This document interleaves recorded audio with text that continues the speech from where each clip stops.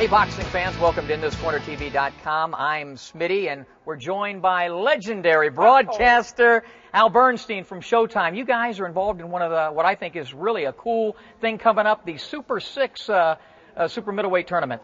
Yeah, this is the World Boxing Classic that's going to pit 6 fighters in a semi-round robin tournament, and that's the key, I think. It's not single elimination, and that's what gives this, I think, such charm and allure and makes it something that really has a lot of mystery to it. You know, you've got these 3 European fighters, Arthur Abraham and Carl Froch and Mikkel Kessler, and then 3 Americans, Andre Ward, Andre Durrell, the 2 young former Olympians, and Jermaine Taylor, the veteran.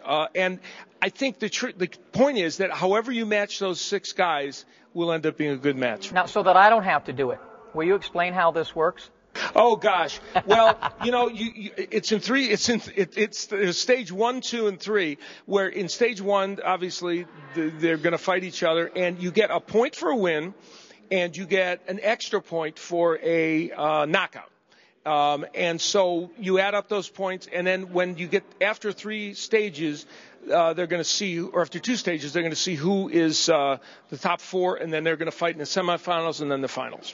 Some great stylistic matchups, too, with these guys. Who are you looking forward to see? You know, in the first round, of course, we've got Abraham and Jermaine Taylor. And that's fascinating because Jermaine Taylor will outbox him for however many rounds. He can outbox him. And then Arthur Abraham will either get to Jermaine Taylor with his power after he comes out of his defensive shell, or he won't. And we just saw Jermaine Taylor against Carl Froch, where he was winning that fight. And literally all he had to do was stay on his feet, couldn't do it, or was, TKO'd. And so I think the Abraham-Taylor fight is an interesting one from a style standpoint. The fight I'm going to do in England, Andre Durrell and Carl Froch, is also intriguing because Andre Durrell is completely untested, has maybe the most athletic skills of everybody in that contest, in the tournament. But Carl Froch has a rock-solid chin, lots of power, and is fighting on his home turf. And then finally, in the first round, the Ward-Kessler matchup. Mikkel Kessler is probably the favorite in this tournament. That doesn't mean he's going to win it, but at this moment he deserves to be the favorite. And Andre Ward is the sleeper to a lot of people.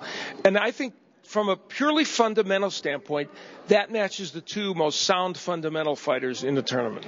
One of the things you and I agree on is the fact that we think, you and I do, that boxing's in a pretty good position right now. Tell us why. Well, I think it is because the product's better. The product that boxing's putting out there now is, I think, better than it has been for a couple decades. The 1990s, to me, were an abyss for boxing. People weren't making the matches they needed to make. When they did make big matches, they were often mismatches. And that's ultimately what stopped the mainstream media from covering the sport. And around 2000 or so, they stopped covering the sport. And ironically, about 2001 and 2 is when boxing started making the product better. Now that the product has been better, the coverage is edging back a little bit from the mainstream media in the United States, but it is covered well around the world.